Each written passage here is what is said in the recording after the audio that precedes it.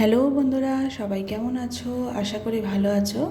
তো আমিও খুব ভালো আছি। আজকে নিয়ে এলাম কয়েকটা রেসিপি, যেটা ছোট্ট ছোট্ট ভিডিও করেছি, বড় ভিডিও আমি করিনি।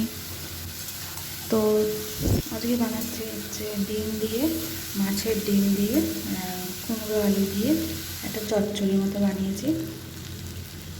তো তোমরা কে কে পছন্দ করো একটু কমেন্ট করে জানাবে। এটা আমাদের ডাল দিয়ে খেতে খুব ভালো লাগে, তাই বানাই মাঝে মধ্যে।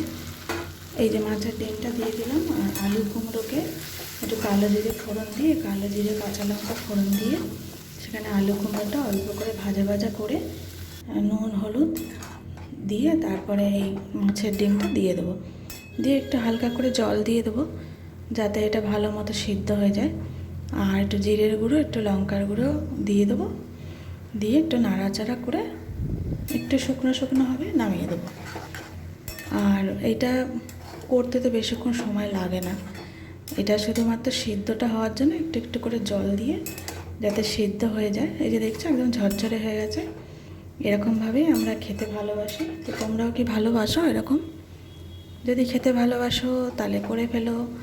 আর যদি তোমাদের রেসিপি ভালো লাগে, যদি তোমরা করতে চাও, তাহলে তোমরা জানাবে, আমি তোমাদের বড় ভিডিও করে দিয়ে দেবো।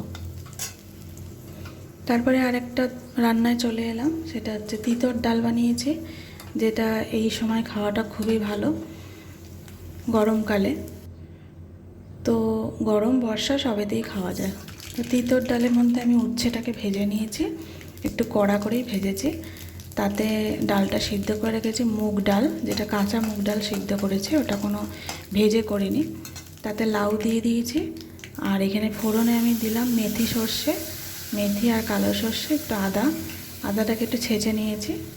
নিয়ে ফোড়ন দিয়ে, এখানে কোনো লঙ্কা ব্যবহার করব না, লঙ্কাটা আমরা দিই না এই রকম ডালে আর কি। তো দিয়ে আমি ডালটা দিয়ে ভালো করে ফুটিয়ে নেব। এবার এখানে নুন মিষ্টি একটু হলুদ দিয়ে দেবো। তারপর ভালো করে ফুটিয়ে এবার নামানোর আগে তুমি ঘি দিতে পারো, নাও দিতে পারো। আর উচ্ছেটা দিয়ে দেবো, যাতে উচ্ছেটা একটু সিদ্ধ হয়ে যাবে। তো এই সিম্পল রান্না। তো উচ্ছে দিয়ে 2-5 মিনিট ফুটিয়ে নামিয়ে দেবো। আর ঘি যদি তোমাদের মনে হয় তোমরা দিতে পারো, আর তোমরা চাইলে ধনেপাতাও দিতে পারো, কিন্তু আমার কাছে কিছুই ছিল না। ঘিটা ছিল, কিন্তু ঘি আমরা অত ব্যবহার করি না, সেই জন্য দিইনি, এরকম সিম্পল রেখে দিয়েছি। তো কেমন লাগলো অবশ্যই জানিও। এটা তো কিছুই না, এটা তো একটা কাতলা মাছের একটু মানে কি বলবো, এটা দই দিয়ে বানিয়েছি। তো এর রেসিপি তোমাদের সাথে আমি শেয়ার করব পরে। তো দেখো একটু গ্রেভি দিয়ে, মানে গ্রেভিটা একটু মোটা টাইপের করেছি, এরকম ঘন ঘন টাইপের। তো ভালোই হয়েছিল বন্ধুরা। দই দিয়ে বানিয়েছি, দই, পেঁয়াজ, আদা, রসুন এসব দিয়ে, একটু বাদাম বাটাও দিয়েছি, কাজু বাদাম বাটা, কিশমিশ বাটা দিয়েছি, দিয়ে এটা বানিয়েছি। একদম দুর্দান্ত খেতে হয়েছিল, তোমাদের কি বলবো। তো এর ভিডিও আমি বড় ভিডিও আমি কিছু করিনি, কারণ এই ভিডিও আমি আগে দিয়েছি।